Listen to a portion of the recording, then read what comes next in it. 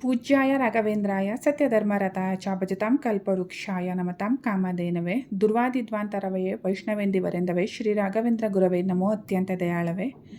ಎಲ್ರಿಗೂ ನಮಸ್ಕಾರ. ರಾರ ಆರಾಧನೆ ಯೂಟ್ಯೂಬ್ ಚಾನಲ್ಗೆ ತಮ್ಮೆಲ್ಲರಿಗೂ ಆತ್ಮೀಯವಾದ ಸ್ವಾಗತ. ಇವತ್ತು ಯಾವುದ್ರ ಬಗ್ಗೆ ವಿಡಿಯೋ ಮಾಡ್ತಿದ್ದೀನಿ ಅಂತ ಅಂದ್ಬಿಟ್ಟು ಆಲ್ರೆಡಿ ನಿಮ್ಗೆಲ್ಲರಿಗೂ ಗೊತ್ತಾಗಿರುತ್ತೆ ಅಂದ್ಕೊಳ್ತೀನಿ, ತಮ್ಮನೇಲಲ್ಲಿ ನೋಡಿನೇ. ಈ ಒಂದು ಸ್ತೋತ್ರದ ಬಗ್ಗೆ ಕೆಲವೊಬ್ರಿಗೆ ಗೊತ್ತಿರುತ್ತೆ, ಕೆಲವೊಬ್ರಿಗೆ ಗೊತ್ತಿರಲ್ಲ. ಹಾಗಾಗಿ ಗೊತ್ತಿಲ್ಲದೆ ಇರೋರಿಗೆ ಏನಾದರೂ ಉಪಯೋಗ ಆಗುತ್ತೆ ಅನ್ನೋ ಒಂದು ಉದ್ದೇಶದಿಂದ ಈ ವಿಡಿಯೋನಲ್ಲಿ ಆ ಒಂದು ಸ್ತೋತ್ರ ಯಾವುದು ಅಂತ ತಿಳಿಸ್ಕೊಡ್ತಾ ಇದ್ದೀನಿ.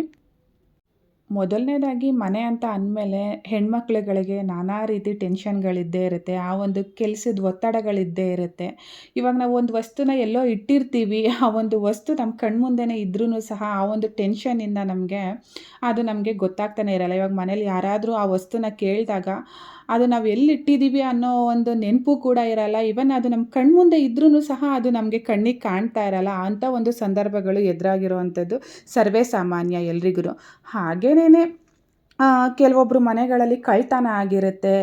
ಇನ್ನೂ ಹೇಳಬೇಕು ಅಂತಂದರೆ, ಇವಾಗ ಮಕ್ಳುಗಳ್ದು ಇವಾಗ ರೋಡಲ್ಲಿ ಬಿಟ್ಟಿರ್ತೀವಿ ಅಂತ ಇಟ್ಕೊಳ್ಳಿ, ಮಕ್ಳುಗಳ್ದು ಚೈನ್ ಕಳ್ತನ ಆಗಿರುತ್ತೆ. ಮತ್ತು ಇಲ್ಲ ಏನೋ ಒಂದು ಚಿನ್ನದ ಒಡವೆಗಳು ಕಳ್ಕೊಂಡಿರ್ತಾರೆ ಮಕ್ಳುಗಳಿಗೆ ಹಾಕಿರುವಂಥದ್ದು. ಹಾಗೆಯೇ ನೀವು ಯಾರಾದರೂ ಏನಾದರೂ ದೊಡ್ಡವರು ಏನಾದರೂ ಒಡವೆಗಳನ್ನ ಆಗಿರಲಿ, ಅಥವಾ ಏನಾದರೂ ಆಸ್ತಿಗಳನ್ನೇ ಆಗಿರಲಿ, ಅಥವಾ ಏನಾದರೂ ಎಲ್ಲೋ ಇಟ್ಬಿಟ್ಟು ಮರ್ತೋಗಿರ್ತೀರ ಅನ್ನೋ ಒಂದು ಸಂದರ್ಭಗಳಲ್ಲಿ ನೀವು ಈ ಒಂದು ಸ್ತೋತ್ರನ ನೀವು ಹೇಳ್ಕೊಂಡ್ರಿ ಅಂತಂದರೆ ಅದು ಖಂಡಿತವಾಗ್ಲೂ ನೀವೇನು ಸ್ತೋತ್ರನ ಹೇಳ್ಕೊಂಡು ಒಂದು ಕೆಲವೇ ಕ್ಷಣಗಳಲ್ಲಿ ಮತ್ತು ಕೆಲವೇ ದಿನಗಳಲ್ಲಿ ನಿಮಗೆ ಆ ಒಂದು ವಸ್ತುಗಳನ್ನ ನಿಮಗೆ ಮರಳಿ ಕಳಿಸ್ಕೊಡುತ್ತೆ. ಈ ಒಂದು ಸ್ತೋತ್ರ ಹೇಳೋದ್ರಿಂದ ಆ ಒಂದು ಸ್ತೋತ್ರನ ನಾನಿವತ್ತು ನಿಮಗೆ ಹೇಗೆ ಹೇಳೋದು ಮತ್ತು ಯಾವ ರೀತಿ ಅದನ್ನು ನಾವು ಉಪಯೋಗ ಪಡಿಸ್ಕೊಬೇಕು ಅನ್ನೋದನ್ನು ನಾನು ಹೇಳ್ಕೊಡ್ತೀನಿ. ಹಾಗೆಯೇ ಇದನ್ನು ಏನಾದರೂ ನೀವು ಕೆಟ್ಟದಕ್ಕೆ ಉಪಯೋಗಿಸ್ಕೊಂಡ್ರಿ ಅಂತಂದರೆ ನಿಜವಾಗ್ಲೂ ಅದು ರಿವರ್ಸ್ ಹೊಡೆಯೋದಂತೂ ಖಂಡಿತವಾಗ್ಲೂ ಆಗಿರುತ್ತೆ. ಯಾವುದೇ ಒಂದು ಸ್ತೋತ್ರನೇ ಆಗಿರ್ಬೋದು, ಯಾವುದೇ ಒಂದು ಮಂತ್ರಗಳನ್ನೇ ಆಗಿರ್ಬೋದು, ನೀವು ಒಳ್ಳೆಯದಕ್ಕೆ ಉಪಯೋಗಿಸ್ಕೊಂಡ್ರಿ ಅಂತಂದರೆ ಅದಕ್ಕೆ 10ರಷ್ಟು ಒಳ್ಳೆ ಫಲಗಳು ನಿಮಗೆ ದೇವ್ರು ಕೊಡ್ತಾರೆ. ನೀವೇನಾದರೂ ಕೆಟ್ಟದಕ್ಕೆ ಉಪಯೋಗಿಸ್ಕೊಂಡ್ರಿ ಅಂತಂದರೆ ಅದಕ್ಕೆ 10ರಷ್ಟು ಕೆಟ್ಟದ್ದು ನಿಮ್ಗೆ ಆಗುತ್ತೆ ಅನ್ನೋದನ್ನು ಮರಿಬೇಡಿ. ಯಾವ ಒಂದು ಸ್ತೋತ್ರನೇ ಆಗಿರ್ಬೋದು, ಯಾವ ಒಂದು ಮಂತ್ರನೇ ಆಗಿರ್ಬೋದು, ಖಂಡಿತವಾಗ್ಲೂ ಅದನ್ನು ಒಳ್ಳೆಯದಕ್ಕೆ ಉಪಯೋಗಿಸ್ಕೊಳ್ಳಿ ಅಂತ ನಾನು ಹೇಳ್ತೀನಿ. ಈ ಒಂದು ಸ್ತೋತ್ರನ ನೀವು ಹೇಳ್ಕೊಳ್ಳೋದ್ರಿಂದ ಕಳ್ಕೊಂಡಿರೋ ವಸ್ತುಗಳನ್ನ ಆಗಿರ್ಬೋದು, ಮತ್ತು ಆಸ್ತಿಗಳನ್ನ ಆಗಿರ್ಬೋದು, ಮತ್ತು ಒಡವೆಗಳು ಏನಾದರೂ ಅತ್ಯಮೂಲ್ಯವಾದ ವಸ್ತುಗಳನ್ನ ನೀವೇನಾದರೂ ಕಳ್ಕೊಂಡಿದ್ರಿ ಅಂತಂದರೆ ಅದನ್ನು ನೀವು ಈ ಸ್ತೋತ್ರ ಹೇಳೋದ್ರ ಮೂಲಕ ನೀವು ಮರಳಿ ಪಡ್ಕೊಬೋದು. ಹಾಗೆಯೇ ನೀವೇನಾದರೂ ಸಂಬಂಧದಲ್ಲಿ ಏನಾದರೂ ಬಿರುಕಾಗಿರುತ್ತೆ, ಹಾಗೆ ಮತ್ತು ಏನಾದರೂ ಸಂಬಂಧದಲ್ಲಿ ಏನಾದರೂ ಒಂದು ಜಗಳ ಅನ್ನೋದು ಬಂದು, ಇಲ್ಲ ಏನಾದರೂ ಒಂದು ಮನಸ್ತಾಪ ಅನ್ನೋದಾಗಿ ಒಂದು ವ್ಯಕ್ತಿನ ನೀವು ಕಳ್ಕೊಂಡಿದ್ರಿ ಅಂತಂದರೆ ಆ ವ್ಯಕ್ತಿನ ಕೂಡ ನೀವು ಈ ಒಂದು ಸ್ತೋತ್ರನ ಪಠಿಸೋದ್ರಿಂದ ಮರಳಿ ಪಡ್ಕೊಬೋದು ಅಂತ ನಾನು ಹೇಳ್ತೀನಿ. ಆದರೆ ಯಾವುದೇ ಕಾರಣಕ್ಕೂ ಯಾವ ಒಂದು ಕೆಟ್ಟ ಉದ್ದೇಶಕ್ಕೂ ಈ ಒಂದು ಸ್ತೋತ್ರನ ಬಳಸ್ಲಿಕ್ಕೆ ಹೋಗಬೇಡಿ. ಮತ್ತೆ ಮತ್ತೆ ಹೇಳ್ತಾ ಇದ್ದೀನಿ ನಾನು. ಒಬ್ಬ ವ್ಯಕ್ತಿನ ನೀವು ಕಳ್ಕೊಂಡಿದ್ದೀರಾ ಅನ್ನೋದಾಯಿತು ಅಂತಂದರೆ ಆ ವ್ಯಕ್ತಿ ಏನಾದರೂ ಬದುಕಿದ್ರು, ಜೀವಂತವಾಗಿದ್ದರು ಅಂತಂದರೆ ಈ ಒಂದು ಸ್ತೋತ್ರನ ಹೇಳೋದ್ರ ಮೂಲಕ ನೀವು ಆ ವ್ಯಕ್ತಿನ ಮರಳಿ ಪಡಿಬೋದು. ಅಂದರೆ ಫಾರ್ ಆ್ಯನ್ ಎಕ್ಸಾಂಪಲ್ ಹೇಳ್ತಾ ಇದ್ದೀನಿ ನಾನು. ಏನೋ ಒಂದು ಇವಾಗ ಎಲ್ಲೋ ಹೋಗಿರ್ತೀರ, ಯಾರೋ ಒಬ್ಬರು ಅಂದರೆ ಏನೋ ಒಂದು ಬುದ್ಧಿಮಾಂದ್ಯ ಒಂದು ವ್ಯಕ್ತಿಗಳು ಮನೇಲಿರ್ತಾರೆ ಅಂತ ಇಟ್ಕೊಳ್ಳಿ. ಆ ವ್ಯಕ್ತಿ ಏನೋ ಎಲ್ಲೋ ದಾರಿ ತಪ್ಪಿಸ್ಕೊಂಡು ಹೋಗ್ಬಿಟ್ಟಿರ್ತಾರೆ. ಇಲ್ಲಾಂದರೆ ಮಕ್ಕಳುಗಳು ಮನೆಯಲ್ಲಿ ಏನಾದರೂ ದೊಡ್ಡವ್ರು ಏನಾದರೂ ಅಂದರು ಅಂತ ಅಂದ್ಬಿಟ್ಟು ಮನೆ ಬಿಟ್ಟು ಹೊಟ್ಟೋಗ್ಬಿಟ್ಟಿರ್ತಾರೆ ನೋಡಿ. ಅಂಥ ವ್ಯಕ್ತಿಗಳನ್ನ ನೀವು ಈ ಒಂದು ಮಂತ್ರಗಳನ್ನ ಹೇಳೋದ್ರಿಂದ ನೀವು ಮತ್ತೆ ಅವರೇ ಮನಸ್ಸು ಬದಲಾಯಿಸಿ, ನಮ್ಮ ತಂದೆ, ನಮ್ಮ ತಾಯಿ, ನಮ್ಮ ಮನೆ, ಅವ್ರು ಬಿಟ್ಟರೆ ನಮ್ಗೆ ಯಾರು, ಅವರೇನು ನಮಗೆ ಬೇಕು ಅಂತ ಹೊಡೆದಿದ್ದಲ್ಲ ಅಲ್ವಾ ಅನ್ನೋ ಒಂದು ಮನವರಿಕೆ ಆಗಿ ಮತ್ತೆ ಮನೆಗೆ ಬರುವಂತಹ ಒಂದು ಚಾನ್ಸಸ್ ಇರುತ್ತೆ ಈ ಒಂದು ಸ್ತೋತ್ರನ ಹೇಳಬೇಕಾದ್ರೆ.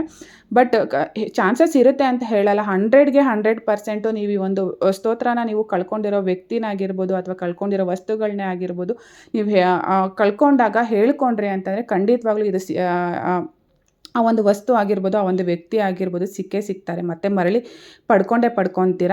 ನಾನು ಅಷ್ಟೇ ಇದನ್ನು ನಾನು ಯಾರ್ದೋ ಒಬ್ಬರು ಬಾಯಿಂದ ಕೇಳಿದಾಗ ಈ ಒಂದು ಸ್ತೋತ್ರದ ಬಗ್ಗೆ ನಾನು ತಿಳ್ಕೊಂಡಾದಮೇಲೆ ಕೆಲವೊಂದು ವಸ್ತುಗಳನ್ನ ನಾನೇ ಮನೆಯಲ್ಲಿ ಇಟ್ಟು ಮರೆತು ಹೋಗಿರ್ತೀನಿ. ಮತ್ತು ಅದು ಸಿಗ್ತಾನೆ ಇರಲ್ಲ. ಇವಾಗ ಒಂದು 7-8 ವರ್ಷ ಆಗಿರುತ್ತೆ ನಾನು ಆ ಒಂದು ವಸ್ತುಗಳನ್ನ ಇಟ್ಟು. ಆ ಒಂದು ವಸ್ತುನ ಮತ್ತೆ ನನಗೆ ಮನೆಯಲ್ಲಿ ಕೇಳಿದಾಗ ಅದು ಎಲ್ಲಿಟ್ಟಿದ್ದೀನಿ ಅನ್ನೋ ನೆನಪು ಕೂಡ ಇಲ್ಲ ನನಗೆ. ಅದು ನನ್ನ ಹತ್ರ ಇದೆಯಾ ಅನ್ನೋ ಒಂದು ನಂಬಿಕೆಯೂ ಕೂಡ ನನಗಿರಲಿಲ್ಲ. ಒಂದು 5-6 ಸಲ ನಾನು ಮನೆಯಲ್ಲಿ ಹುಡುಕ್ದೆ ನಾನು. ಬಟ್ ಎಲ್ಲೂ ಕೂಡ ಸಿಗಲಿಲ್ಲ ನನಗೆ. ಆಮೇಲೆ ನನಗೆ ಇದು ನಂಗೆ ಮುಂಚೆನೇ ಗೊತ್ತಿತ್ತು ನನಗೆ ಮಂತ್ರ. ಬಟ್ ನಾನು ಸುಮ್ಮನೆ ಹೇಳ್ಕೊಳ್ಳೋದು ಬೇಡ ಅಲ್ವಾ? ಅದು ಸಿಕ್ಕಿಲ್ಲ ಅನ್ನೋ ಒಂದು ಸಂದರ್ಭ ಬಂತು, ನನಗೆ ಅದರ ಅಗತ್ಯತೆ ತುಂಬಾ ಇದೆ ಅನ್ನೋ ಒಂದು ಸಂದರ್ಭದಲ್ಲಿ ಹೇಳ್ಕೊಳ್ಳೋಣ ಅನ್ನೋ ಒಂದು ಟೈಮ್ನಲ್ಲಿ ನಾನು ಒಂದು 5-6 ಸಲ ಹುಡುಕಿರೋ ಜಾಗದಲ್ಲೇ ಹುಡುಕಿದ್ದೀನಿ ಮತ್ತು ಬೇರೆ ಕಡೆ ಎಲ್ಲನೂ ಹುಡುಕಿದ್ದೀನಿ, ಸಿಗಲಿಲ್ಲ. ಆಮೇಲೆ ಸರಿ ಅಂತ ಅಂದ್ಬಿಟ್ಟು ನಾನು ಏನು ಮಾಡಿದೆ, ಒಂದು 5 ನಿಮಿಷ ಒಂದು ಕಡೆ ಕೂತ್ಕೊಂಡು ನಾನು ಈ ಒಂದು ಸ್ತೋತ್ರನ ನಾನು ಹೇಳ್ಕೊಂಡೆ. 11 ಸರಿ ಹೇಳ್ಕೊಂಡು ಆದಮೇಲೆ ಮತ್ತೆ ನಾನು ಹುಡ್ಕಕ್ಕೆ ಸ್ಟಾರ್ಟ್ ಮಾಡಿದೆ. ಹುಡುಕಿರೋಂಥ ಜಾಗದಲ್ಲೇ ಹುಡ್ಕಕ್ಕೆ ಸ್ಟಾರ್ಟ್ ಮಾಡಿದೆ ನಾನು. ಇಮಿಡಿಯೇಟ್ ಅದು ನನಗೆ ಸಿಕ್ತು. ಹಾಗಾಗಿ ಈ ಒಂದು ಸ್ತೋತ್ರನ ಹೇಳ್ಕೊಳ್ಬೇಕಾದ್ರೆ ಮತ್ತು ಇನ್ನೊಂದು, ಯಾವುದೇ ಒಂದು ಪರೀಕ್ಷೆ ಮಾಡಲಿಕ್ಕೆ ಹೋಗಬೇಡಿ. ಈ ಒಂದು ಸ್ತೋತ್ರದಲ್ಲಿ ನೀವು ಏನಾದರೂ ಪ್ರಾಮಾಣಿಕವಾಗಿ ನೀವು ಕಳ್ಕೊಂಡಿದ್ದೀನಿ ಅಂತಂದರೆ, ಪ್ರಾಮಾಣಿಕವಾಗಿ ಅದು ನಿಮ್ಮದಾಗಿತ್ತು ಅಂತಂದರೆ, ಪ್ರಾಮಾಣಿಕವಾಗಿ ಅದು ನಿಮಗೇ ಸೇರಬೇಕಾಗಿದ್ದು ಅನ್ನೋದೇನಾದರೂ ಇತ್ತು ಅಂತಲೇ ಖಂಡಿತವಾಗ್ಲೂ ಅದು ಒಂದು ವಸ್ತು ನಿಮಗೆ ಮರಳಿ ಸಿಕ್ಕೇ ಸಿಗುತ್ತೆ. ಅದು ನಿಮ್ಮದಾಗಿರಬೇಕು, ಅದು ಒಂದು ಪ್ರಾಮಾಣಿಕತೆಯಿಂದ ಕೂಡಿರಬೇಕು, ಯಾವುದೇ ಅನ್ಯಾಯದ್ದಾಗಿರಬಾರ್ದು, ಯಾವುದೇ ಬೇರೆಯವ್ರ ವಸ್ತುಗಳು ನಮಗೆ ಬೇಕು ಅನ್ನೋದು, ಪಡ್ಕೊಬೇಕು ಅನ್ನೋದಾಗಿರ್ಬೋದು, ಅದು ಯಾವುದೂ ನಡೆಯೋದಿಲ್ಲ ಈ ಒಂದು ಮಂತ್ರ ಹೇಳೋದ್ರಿಂದ. ಬಟ್ ನಿಮ್ಮದಾಗಿತ್ತು ಅಂತಾರೆ ಖಂಡಿತವಾಗ್ಲೂ ನೀವೇನಾದ್ರು ಕಷ್ಟಪಟ್ಟಿದ್ದು ಇದರಲ್ಲಿ ನೀವೇನಾದ್ರು ಕಳ್ಕೊಂಡಿದ್ರಿ ಅಂತಂದರೆ 100ಗೆ 100% ಹೇಳ್ತೀನಿ, ಆ ಒಂದು ವಸ್ತು ನಿಮಗೆ ಸಿಕ್ಕೇ ಸಿಗುತ್ತೆ. ಜಾಸ್ತಿ ಏನು ಕಾಯಿಸೋದು ಬೇಡ. ಯಾವುದು ಈ ಸ್ತೋತ್ರ ಅನ್ನೋದನ್ನು ಹೇಳಿಬಿಡ್ತೀನಿ. ನೀವು ನನ್ನನ್ನು ಬೈಕೊತೀರಾ, ಏನು ಇವಳು ಇದನ್ನೇ ಹೇಳ್ತಾ ಇದ್ದಾಳೆ ಅಂತ ಅಂದ್ಬಿಟ್ಟು. ಈ ಒಂದು ಸ್ತೋತ್ರ ಭಗವಾನ್ ವಿಷ್ಣುವಿನ ಸುದರ್ಶನ ಚಕ್ರದ ಅವತಾರ ಆಗಿರುತ್ತೆ. ಸಹಸ್ರ ಬಾಹು ಅಂದರೆ 1000 ಕೈಗಳು ಇರುವಂತಹ ಕಾರ್ತವೀರ್ಯಾರ್ಜುನನನ್ನು ಈ ಒಂದು ಮಂತ್ರ ಪೂಜಿಸುತ್ತದೆ. ಈ ಒಂದು ಮಂತ್ರ ಇವಾಗ ಯಾವುದು ಅಂತ ನಿಮ್ಗೆ ಆಲ್ರೆಡಿ ಗೊತ್ತಾಗಿರಬೇಕು. ಕಾರ್ತವೀರ್ಯಾರ್ಜುನ ಸ್ತೋತ್ರ ಅಂತ ಅಂದ್ಬಿಟ್ಟು. ಈ ಒಂದು ಸ್ತೋತ್ರ ನಾವು ಹೇಳ್ಕೊಳ್ಳೋದ್ರಿಂದ ಕಳೆದು ಹೋದ ವಸ್ತುಗಳು ಮತ್ತು ಒಂದು ಸಂಬಂಧಗಳು ಬಿರುಕಾಗಿರುತ್ತೆ ಅಲ್ವಾ, ಸಂಬಂಧಗಳನ್ನ ಕಳ್ಕೊಂಡಿರ್ತೀವಿ ಯಾವುದೋ ಒಂದು ಇನ್ಸಿಡೆಂಟ್ಗಳಿಂದ. ಆ ಒಂದು ಸಂಬಂಧಗಳನ್ನ ಮತ್ತು ಆ ಒಂದು ಕಳೆದೋದ ವಸ್ತುಗಳನ್ನ ಮರಳಿ ಪಡೆಯೋದಕ್ಕೆ ಈ ಒಂದು ಕಾರ್ತವೀರ್ಯಾರ್ಜುನ ಸ್ತೋತ್ರನ ನಾವು ಹೇಳ್ಕೊಬೇಕಾಗತ್ತೆ. ಇವಾಗ ನಾವು 2 ಕೈಗಳಿಂದ ಹುಡುಕಿದ್ರೇ ನಮಗೆ ಸಿಗೋದಿಲ್ಲ. ಹಾಗೇನೇ ಇವಾಗ ಮನುಷ್ಯ ಅಂತಂದಮೇಲೆ ನಮಗಿರೋದು 2 ಕೈ. ನಾವು 2 ಕೈಗಳಲ್ಲಿ ಎಲ್ಲಿ ಅಂತ ಹುಡ್ಕೋಣ, ಹೇಗೆ ಅಂತ ಹುಡ್ಕೋಣ. ಈ ಒಂದು ಮಂತ್ರನ ನೀವು ಹೇಳ್ಕೊಂಡ್ರಿ ಅಂತಂದರೆ, ಕಾರ್ತವೀರ್ಯಾರ್ಜುನ ಸ್ತೋತ್ರ ಏನಿರುತ್ತೆ, ಈ ಒಂದು ಸ್ತೋತ್ರನ ನೀವು ಹೇಳ್ಕೊಂಡ್ರಿ ಅಂತಂದರೆ, ಆ ಕಾರ್ತವೀರ್ಯಾರ್ಜುನ ಸ್ವಾಮಿ 1000 ಕೈಗಳು ಇರುವಂತಹ ಒಂದು ದೇವರಾಗಿರ್ತಾರೆ. ಅವರು ಕಾರ್ತವೀರ್ಯಾರ್ಜುನ ಸ್ವಾಮಿಗಳು ಆ ಒಂದು 1000 ಕೈಗಳಿಂದ ನಾವು ಕಳ್ಕೊಂಡಿರೋ ವಸ್ತುಗಳನ್ನ ಹುಡುಕಿ ನಮಗೆ ಈ ಒಂದು ಸ್ತೋತ್ರನ ಹೇಳೋದ್ರಿಂದ ಮತ್ತೆ ಮರಳಿ ಕಳಿಸ್ಕೊಡ್ತಾರೆ ಅನ್ನೋ ಒಂದು ನಂಬಿಕೆ ಇದೆ. ಈ ಒಂದು ಸ್ತೋತ್ರನ ಹೇಗೆ ಹೇಳೋದು ಅನ್ನೋದನ್ನು ತೋರಿಸ್ಕೊಡ್ತೀನಿ ನೋಡಿ. ಕಾರ್ತವೀರ್ಯಾರ್ಜುನೋ ನಾಮ ರಾಜಬಾಹು ಸಹಸ್ರವಾನ್ ತಸ್ಯ ಸ್ಮರಣ ಮಾತ್ರೇಣ ಗತಂ ನಷ್ಟಂ ಚ ಲಭ್ಯತೆ. ಇನ್ನೊಮ್ಮೆ ಹೇಳ್ತೀನಿ. ಕಾರ್ತವೀರ್ಯಾರ್ಜುನೋ ನಾಮ ರಾಜಬಾಹು ಸಹಸ್ರವಾನ್ ತಸ್ಯ ಸ್ಮರಣ ಮಾತ್ರೇಣ ಗತಂ ನಷ್ಟಂ ಚ ಲಭ್ಯತೆ. ಈ ಒಂದು ಸ್ತೋತ್ರದ ಅರ್ಥ, 1000 ಬಾಹುಗಳನ್ನು ಹೊಂದಿರುವ ಕಾರ್ತವೀರ್ಯಾರ್ಜುನ ಎಂಬ ರಾಜನನ್ನು ಸ್ಮರಿಸುವುದರಿಂದಲೇ ಕದ್ದ ಅಥವಾ ಕಳೆದು ಹೋದ ವಸ್ತುಗಳನ್ನು ಮರಳಿ ಲಭಿಸುತ್ತದೆ. ಈ ಒಂದು ಸ್ತೋತ್ರನ ನಾನು ಡಿಸ್ಕ್ರಿಪ್ಷನ್ನಲ್ಲೂ ಟೈಪ್ ಮಾಡಿ ಹಾಕಿರ್ತೀನಿ. ಇಲ್ಲ ಅಂತಂದರೆ ಫೋಟೋನ ಈ ಒಂದು ಸ್ಕ್ರೀನ್ ಮೇಲೇ ನಾನು ಪಿನ್ ಮಾಡಿರ್ತೀನಿ, ನೋಡ್ಕೊಳ್ಳಿ. ಯಾರಿಗಾದರೂ ಅಂದರೆ ಅವಶ್ಯಕತೆ ಇತ್ತು, ಅಗತ್ಯತೆ ಇತ್ತು, ಫಸ್ಟು ಹುಡುಕಿ ಸಿಕ್ಕಿಲ್ಲ ಅಂತ ಅನ್ನೋ ಸಂದರ್ಭದಲ್ಲಿ, ಇದು ಎಲ್ಲೂ ಸಿಗ್ತಾನೇ ಇಲ್ಲ, ನನ್ನ ಕೈಲಿ ಆಗ್ತಾ ಇಲ್ಲ, ಇದನ್ನ ತಡ್ಕೊಳ್ಳೋಕ್ಕೆ ಬೇಕೇ ಬೇಕು, ಅನಿವಾರ್ಯತೆ ಇದೆ ಆ ವಸ್ತು ಅನ್ನೋ ಒಂದು ಸಂದರ್ಭ ಎದುರಾಯಿತು ಅಂತ ಅಂದಾಗ ಈ ಒಂದು ಸ್ತೋತ್ರನ ಭಕ್ತಿಯಿಂದ ನೀವು ಎಲ್ಲಿರ್ತೀರೋ ಅಲ್ಲಿ, ಅಂದರೆ ನೀವು ಇದಕ್ಕೆ ಮೈಲಿಗೆ ಅವೆಲ್ಲ ಏನೂ ಇಲ್ಲ, ನೀವು ಭಕ್ತಿಯಿಂದ ನೀವು ಕೂತಲ್ಲೇನೆ ನೀವು ಏನು ನೆಲದ ಮೇಲೆ ಕೂತ್ಕೊಂಡು ಒಂದು ಚಾಪೆ ಹಾಸ್ಕೊಂಡು ಈ ಒಂದು ಸ್ತೋತ್ರನ ಕಾರ್ತವೀರ್ಯಾರ್ಜುನ ಸ್ವಾಮಿನ ನೆನೆಸ್ಕೊಂಡು ಬೇಡ್ಕೊಂಡು ಈ ಒಂದು ಸ್ತೋತ್ರನ ನಿಮ್ಮ ಕೈಲಿ ಎಷ್ಟು ಸರಿ ಆಗುತ್ತೋ ಅಷ್ಟು ಸಲ, ಇಲ್ಲ 9 ಸಲ ಅಂತ ಬೇಡ್ಕೊಂಡ್ರೆ 9 ಸಲ, 11 ಸಲ ಅಂತಂದರೆ ಬೇಡ್ಕೊಂಡ್ರೆ 11 ಸಲ, ಹೇಗಾಗುತ್ತೆ ಇಲ್ಲ 108 ಸಲ, ಆ ಥರ ನಿಮ್ಮ ಒಂದು ಅನುಕೂಲಕ್ಕೆ ತಕ್ಕಂತೆ ಎಷ್ಟು ಸಲ ಆಗುತ್ತೋ ಅಷ್ಟು ಸರಿ ಅದನ್ನು ಹೇಳ್ಕೊಂಡ್ರಿ ಅಂತಂದರೆ ವಿತಿನ್ ಎ ಮೂಮೆಂಟಲ್ಲಿ ನಿಮಗೆ ನಿಜವಾಗ್ಲೂ ಆ ವಸ್ತು ಸಿಕ್ಕೇ ಸಿಗುತ್ತೆ. ಎಕ್ಸಾಂಪಲ್ ನಾನು ಹೇಳಿದೆ ಅಲ್ವಾ, ನನಗೆ ಒಂದು 2-3 ಸಲ ಈ ಥರ ಆಗಿತ್ತು. ಏನು ಲಾಸ್ಟ್ ಟೈಮ್ ಈ ಒಂದು ಪ್ರೀವಿಯಸ್ ನಾನು ಹೇಳಿದ್ದೆ ಒಂದು ಎಕ್ಸಾಂಪಲ್ಲು. ನಾನೇ ಒಂದು ವಸ್ತುನ ಎಲ್ಲೋ ಇಟ್ಟು ನನಗದು ಸಿಗದೇ ಇರುವಂತಹ ಇದರಲ್ಲಿ ಬಟ್ ನನಗದು ಬೇಕೇ ಬೇಕಿತ್ತು ಆ ಒಂದು ಮೂಮೆಂಟಿಗೆ. ಏನಪ್ಪ ಮಾಡೋದು ಅನ್ನೋ ಒಂದು ಟೈಮ್ನಲ್ಲಿ ನಾನು ಈ ಒಂದು ಸ್ತೋತ್ರನ ಹೇಳ್ಕೊಂಡೆ.